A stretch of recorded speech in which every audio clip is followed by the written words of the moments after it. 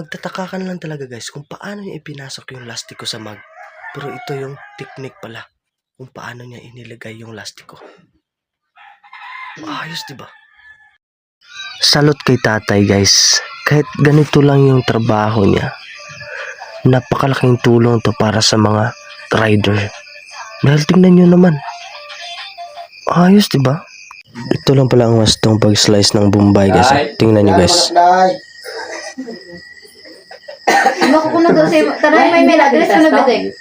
Galing, diba? Tingnan nyo guys, dahil tinagilid niya yung lapis para makagawa ng bamboo. Ang galing ng idea, oh. Ayos. Napahanga talaga ako sa design na to guys. Dahil yung letrang Nike, ginawa niyang lion ang forma. Galing, diba? Wow. Tingnan natin yung normal. Okay? Yung teacher. Maganda yung teacher. Calligraphy.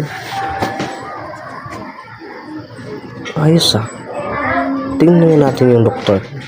Oh.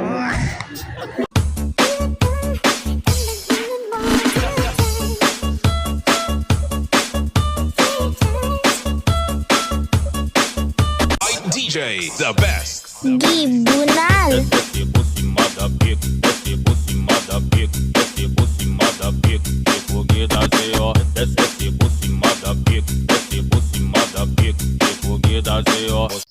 Kahit hindi buo yung litra guys, tingnan nyo guys, parang may shadow. Ang galing ng pagkasulat ng word na December. Ayos, diba?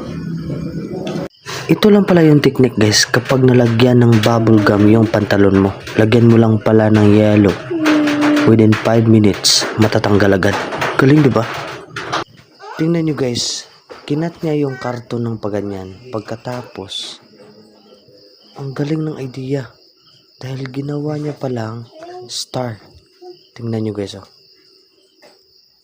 Tingnan nyo guys yung technique niya guys. Dahil gumawa siya ng pabilog para makagawa ng whale. Galing ng technique, diba? Tingnan nyo guys kung paano niya ginawa yung 2026 sa pamamagitan lang ng ganitong technique. Galing, diba? Tingnan nyo guys yung style sa kawayan guys. Dahil parang